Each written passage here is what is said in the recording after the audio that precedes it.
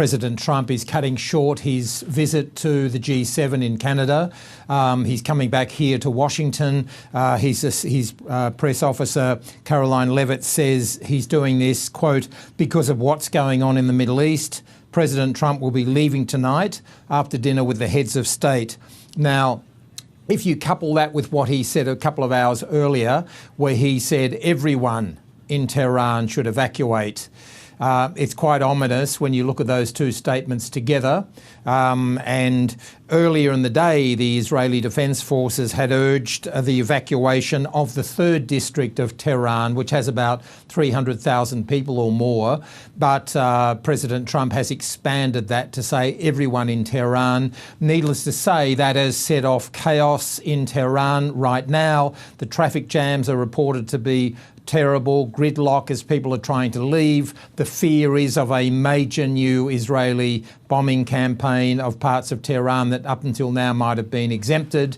However, on a slight note of perhaps more positive possible news, is the French President Emmanuel Macron, when he heard the news that President Trump was cutting short his visit to the G7, in fact said that Donald Trump's early departure from the G7 is positive, given the objective to get a ceasefire in the Middle East. So President Macron is suggesting that Donald Trump's returning here to Washington, perhaps to try to broker some sort of ceasefire.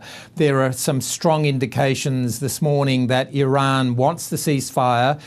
It's clear that in this 5 days of hostilities that the Iranians have taken a much bigger toll than the Israelis. That stands to reason. The Israeli armed forces is significantly stronger than the Iranians. The Israelis seriously outpower the Iranians in terms of air power. The Iranians essentially have very little air force to talk of. The Israelis have air superiority. They've had a heavy bombing of Tehran, and it looks like that has caused the regime to want to sue for peace again and to have talks, and it looks like President Trump may be the person who will do that. But nonetheless, his warning to evacuate has certainly put fear into a lot of people in Tehran.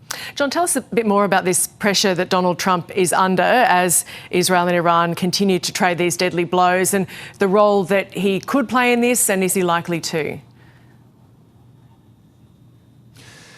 Well, the other leaders of the G7 were in a way united. In a way now it's the G6 plus the United States. The other 6 countries have wanted a statement today talking about the need for an immediate ceasefire. It was clear from what US officials were telling people in Canada that this was not something Donald Trump would have signed on to. It's very similar to the playbook in Gaza, where the Israelis have certainly strongly resisted a ceasefire in Gaza. Their argument is that they haven't yet finished their military objectives in either Gaza or Iran. They don't want a ceasefire in either, it appears, because in Iran, I think the Israeli point of view is we have clear military superiority, and I think the view of Benjamin Netanyahu, the Prime Minister, is that this is a historic opportunity for Israel to seriously degrade the nuclear capability of Iran, just as they have seriously degraded Hezbollah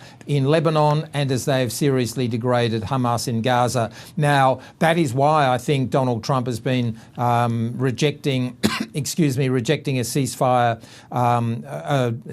statement from the G7 countries, because Israel wants to continue this military campaign, it seems.